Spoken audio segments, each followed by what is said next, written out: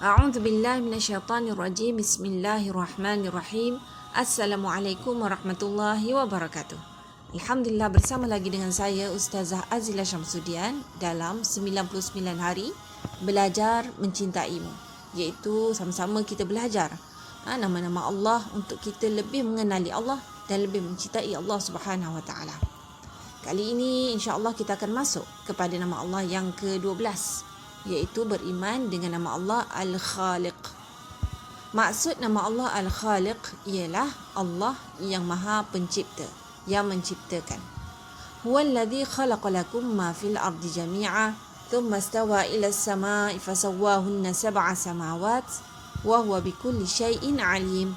Yang membawa maksud, dialah Allah yang menciptakan segala apa yang ada di bumi untukmu, kemudian dia menuju ke langit, lalu dia menyempurnakannya menjadi 7 langit, dan dia Maha mengetahui segala sesuatu. Surah Al-Baqarah ayat yang ke-29. Seterusnya dalam ayat yang lain pula, iaitu surah Al-Anbiya ayat yang ke-33. Wa huwallazi khalaqal laila wan nahara wasyamsa wal qamara kullun fi falakin yasbahun. Yang membawa maksud, dan dialah yang telah menciptakan malam dan siang, matahari dan bulan. Masing-masing dari keduanya itu beredar di dalam garis edarnya. Subhanallah, masya-Allah. Rasulullah sallallahu alaihi wasallam juga bersabda, "La ta'ah li makhluqin fi ma'siyatil khaliq." Tidak ada ketaatan kepada makhluk dalam perkara maksiat terhadap yang Maha Pencipta. Baiklah, sekarang kita ingin mengetahui kenapa Allah ciptakan makhluk-makhluknya. Yang pertama sekali, Allah ciptakan malaikat. Kenapa? Setiap malaikat diberikan tugasannya masing-masing, masya-Allah. Yang kedua, Allah ciptakan pula makhluk-makhluk yang lain di muka bumi ini seperti tumbuh-tumbuhan, haiwan dan sebagainya untuk berkhidmat untuk manusia. Dan yang ketiga, Allah ciptakan jin dan juga manusia untuk beribadah kepada Allah Subhanahu wa taala. Wa ma khalaqtul jinna wal ins illa liya'budun. Selain daripada beribadah kepada Allah Subhanahu wa taala, ditambahkan lagi untuk manusia Allah jadikannya sebagai khalifah di muka bumi, iaitu mentadbir muka bumi ini. Dan sebagai umat Nabi Muhammad pula, Allah jadikan dia sebaik-baik ciptaan, seperti mana firman Allah Subhanahu wa taala, kuntum khaira ummatin ukhrijat lin-nas ta'muruna bil ma'ruf wa tanhauna 'anil munkar wa tu'minuna billah. Yang membawa maksud, kamu adalah umat yang terbaik yang dilahirkan untuk manusia, menyuruh kepada yang ma'ruf dan mencegah dari yang munkar, dan beriman kepada Allah. Jadi untuk ciptaan yang ketiga, iaitu jin dan manusia, jin Allah ciptakan untuk beribadah kepada Allah, manakala manusia ditambahkan lagi tanggungjawabnya itu untuk menjadi khalifah di muka bumi ini, mentadbir, dan ditambahkan lagi sebagai umat Nabi Muhammad, masya-Allah, ditambahkan lagi tanggungjawabnya untuk menyuruh kepada yang ma'ruf dan mencegah dari yang mungkar, masya-Allah. Okey, inilah dia kenapa Allah menciptakan makhluk-makhluknya. Kali ini kita akan masuk kepada kalimah khalaqa. Nama Allah Al-Khaliq daripada perkataan kalimah khalaqa. Apakah perbezaan kalimah khalaqa dan ja'ala? Kedua-duanya memberi maksud menjadikan. Okey, perbezaannya adalah khalaqa menunjukkan kepada kehebatan dan kebesaran Allah, iaitu bila Allah menciptakan menggunakan dalil Al-Quran yang menggunakan perkataan khalaqa, menunjukkan kehebatan dan kebesaran Allah. Manakala sekiranya ayat Quran menggunakan perkataan ja'ala, iaitu menjadikan juga menciptakan, lebih kepada menekankan kepada manfaat yang akan diperolehi daripada ciptaan yang diciptakan. Subhanallah. Baiklah, apabila menceritakan tentang penciptaan, maka dalam setiap kehidupan kita, Allah telah menciptakan penciptaan yang baik dan yang buruk. Walaupun kita meyakini bahawa berdasarkan takdir Allah telah menciptakan yang baik dan yang buruk, namun kita tidak boleh menyandarkan keburukan secara khusus kepada Allah Subhanahu wa taala. Kita hanya boleh menyandarkan kepada Allah secara umum, yakni segala apa yang berlaku, sama ada baik maupun yang buruk, adalah makhluk ciptaan Allah Subhanahu Wa Taala.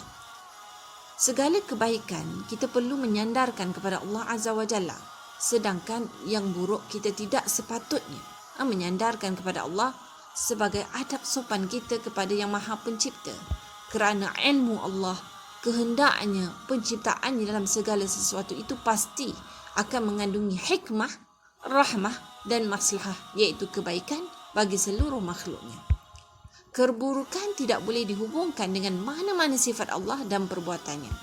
Tidak ada satu pun kekurangan ataupun keburukan dapat dihubung-kaitkan dengan zat Allah Subhanahu Wa Taala, kerana dia memiliki kesempurnaan yang mutlak.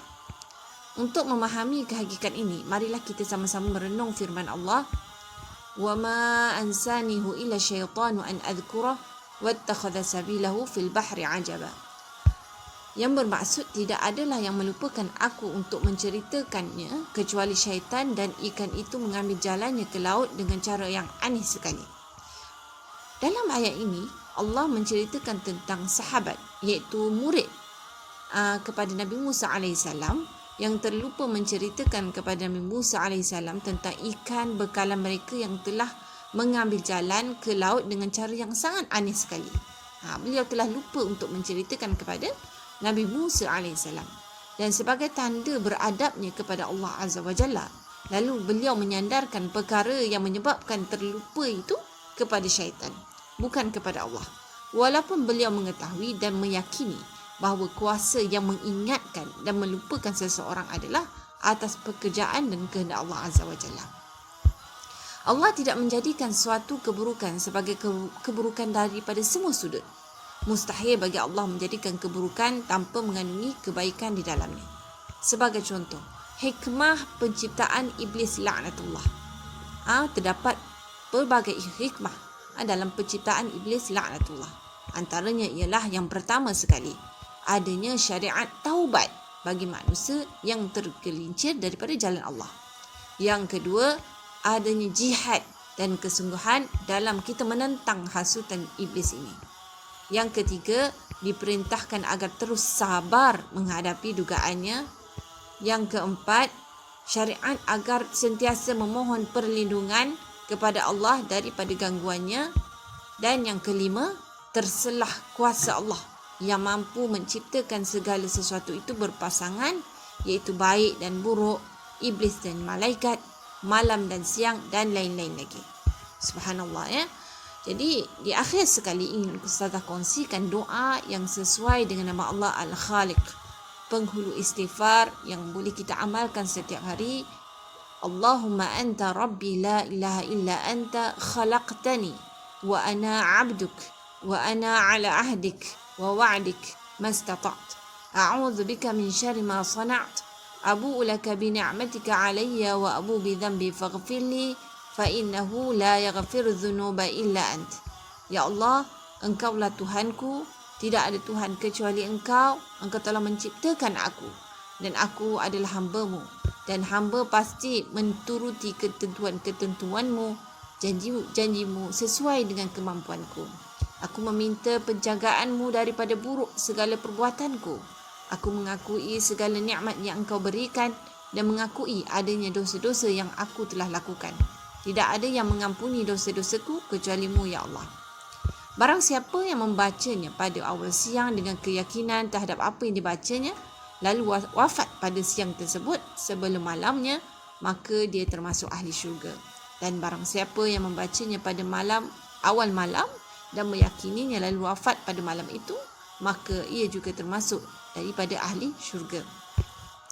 Dalam hadis yang lain pula bahawa Rasulullah SAW bersabda, barang siapa yang singgah pada sesuatu tempat, hendaklah dia membaca doa ini, iaitu doa a'udzu bikalimatillahi tammati min syarri ma khalaqa. Aku berlindung dengan kalimah-kalimah Allah yang sempurna daripada kejahatan makhluk yang jahat. Demikianlah dia pengertian nama Allah Al-Khaliq, juga pengisian tentang nama Allah Al-Khaliq supaya kita lebih memahami dan mengamalkannya dalam kehidupan kita. Yang baik itu datang daripada Allah, yang kurang itu datang daripada kelemahan saya sendiri. Ustazah sudahi dengan kalimah Assalamualaikum warahmatullahi wabarakatuh.